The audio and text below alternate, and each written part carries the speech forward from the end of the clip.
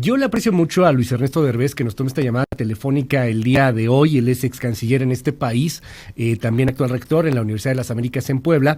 Luis Ernesto, gracias por la comunicación. Comenzaría preguntándote, ¿importa lo que diga el Financial Times? Porque aquí pues estamos muy acostumbrados a que nos veamos de pronto el ombligo, ¿no? A que no pasa nada, a que pues esos son medios de afuera, a que no hay que compararnos, a que no hay que vernos en otros espejos. ¿Cómo estás, querido Luis Ernesto? Buen día. Bueno, buenos días, Luis, y buenos días a todo tu auditorio. Mira, yo te diría claramente sí, no solamente importa el juicio emitido, como tú dices muy bien, por el comité editorial, que es el periódico y uno de los periódicos más seguidos, observados por la mayoría de los inversionistas a nivel internacional, importa y muchísimo. Este es un juicio que deja en claro una cosa, es, señores, México no es un país donde deban invertir. Haber sacado el artículo como lo hizo, después de una serie de artículos que también han sacado otros periódicos y revistas de importancia internacional como The Economist, y de vez en cuando el Wall Street Journal, que también hace algún tipo de análisis de esta naturaleza, manda un mensaje tremendo. El mensaje es, México es un país en donde el orden, la ley, no parece estar imperando. México es un país en donde la institucionalidad que garantiza cualquier inversión que usted quiera hacer está en riesgo, porque la definición ya no la hace ni el sistema jurídico, ni tampoco la institucionalidad bajo la cual usted utiliza reglas para hacer su inversión pensando en un retorno de esa inversión. México es un país en donde una persona está tratando de acaparar con éxito hasta el momento el control de toda la estructura, tanto del Ejecutivo, Legislativo, como judicial.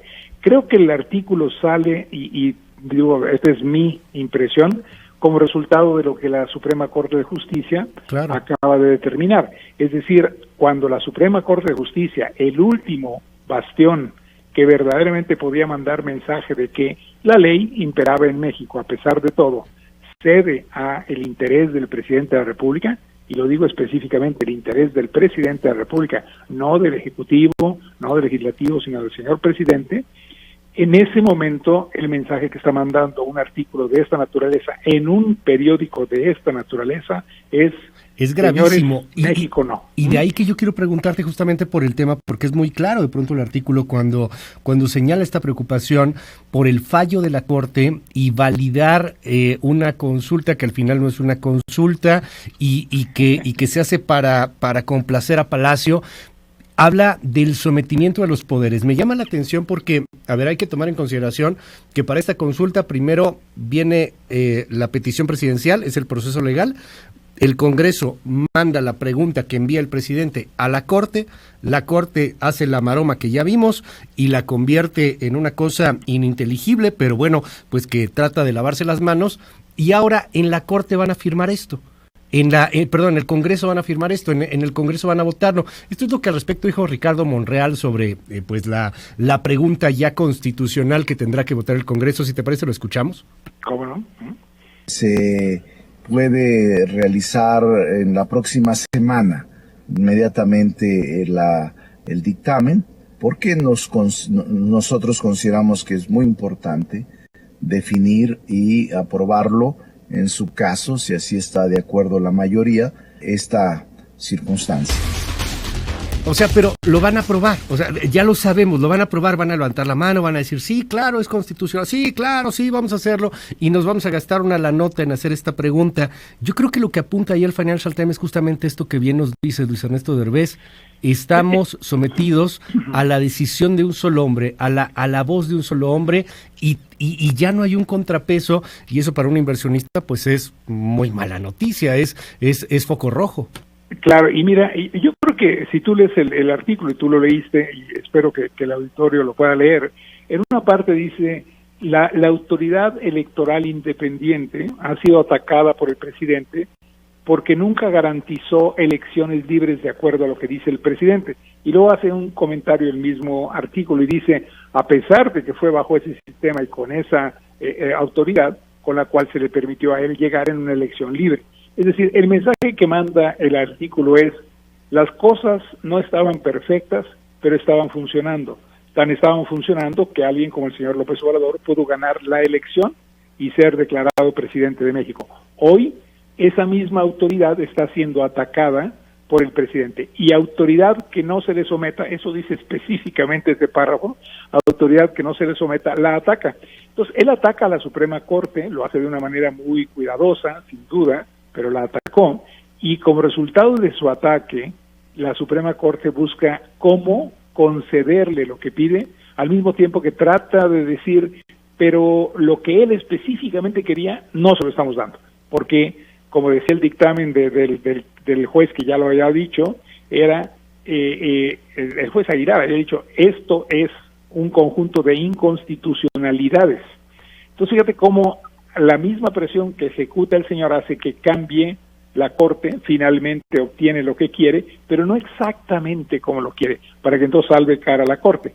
El concepto es bien complicado para mucha gente, pero no para un inversionista internacional, no para un analista internacional, como lo es el board el consejo de Financial Times. El mensaje que están mandando es, señores, ahora sí, como decía otro presidente al cual no quiere el señor presidente, que no se les haga bolas el engrudo. Aquí está muy claro lo que está pasando, y lo que está pasando es, estamos regresando al México de los 70s, en donde el presidente tomaba todas las decisiones, y por lo tanto, ustedes no pueden confiar en que cualquier inversión que estén desarrollando vaya a resultar como se les dijo que iba a resultar. ¿Qué quiere decir?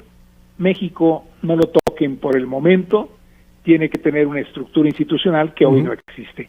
Y ese artículo es brutal porque párrafo tras párrafo tras párrafo va diciendo específicamente el por qué el presidente está regresando, para alguien como yo que conoce este país de mucho tiempo, está regresando al PRI de los 70. O quizá algo partido hegemónico, ¿no? O quizá algo peor, Luis Ernesto Derbez, me llama mucho la atención.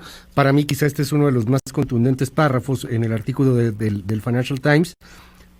Muy a propósito de lo que dijo Jaime Cárdenas, el exdirector del Instituto para Volverle al Pueblo lo Robado, cuando se da cuenta del cochinero que hay, de que él pues, de plano no puede ni quiere meterse en eso, y lo denuncia de alguna manera. Habla sobre un presidente y un gobierno que exige tener una fe ciega. El presidente confirma y dice sí, hay que tener fe ciega en el proyecto. Dice el Financial Times al respecto del tema: cuando un presidente exige lealtad ciega a los funcionarios, deberían sonar las alarmas. Cuando pide una votación del pueblo para enjuiciar a sus predecesores, lanza una andanada contra el cuerpo electoral independiente y avergüenza en público a quienes lo critican. Hay buenas razones, dice Financial Times, para sentir miedo. Pero te quiero preguntar, Financial Times también tiene sus intereses, también hay un asunto, también habla sobre lo leen los neoliberales. ¿Hay algo en donde quizá a lo mejor esté exagerando?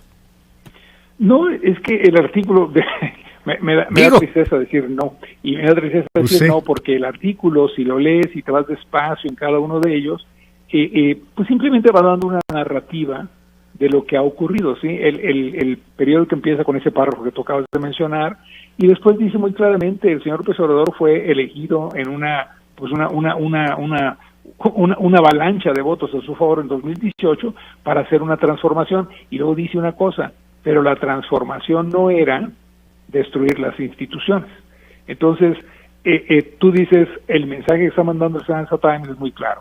El señor tiene un poder muy fuerte, lo está transformando en algo absoluto y está regresando a un país que antes tenía una institucionalidad que no era la adecuada todavía, pero que ya permitía que hubiera certidumbre en las decisiones y que hubiera legalidad cuando alguien iba y presentaba su demanda en contra. Hoy lo está convirtiendo en una situación en la que el Ejecutivo domina, el Ejecutivo determina, y muy específicamente el presidente de la República. Ahora, hay una pregunta para los mexicanos que no viene en este artículo, y es, muchos mexicanos creen, y yo no soy de los que lo creen, por eso digo, muchos mexicanos creen que el presidente de la República quiere crear un régimen para quedarse él de una manera permanente. De ahí todas estas comparaciones con Chávez, con Evo Morales, con mucha gente de esa naturaleza. Yo creo que el señor presidente de la República en realidad lo que quiere es regresar al sistema en el que él se formó, que es este sistema en donde el partido le rendía pleitesía sexenal a un presidente autoritario pero había un cambio de presidentes, pero el presidente determinaba quién le seguía. Por eso estamos viendo, creo yo, este tipo de pleitos en otros políticos del mismo partido, de Morena, porque están tratando de quedar como los consentidos del presidente, lo cual es ridículo porque estamos en el segundo año de su administración. Pero en fin, lo que más me preocupa a mí, Luis, es un artículo como este, leído y escuchado por los inversionistas en Londres, en Europa, en Estados Unidos, Canadá, aún en Sudamérica, manda un mensaje tan negativo que mucha gente no va a querer invertir en el país. En este momento el presidente, entiendo, está anunciando este programa de inversión, de infraestructura y demás. Si no tenemos inversión extranjera, si no tenemos dinero que llegue a la bolsa de valores de nuestro país, no vamos a tener la capacidad financiera para hacer ningún tipo de proyecto y por lo tanto México no va a crecer, Luis. Y creo que este es el mensaje más triste de todo, ¿ves?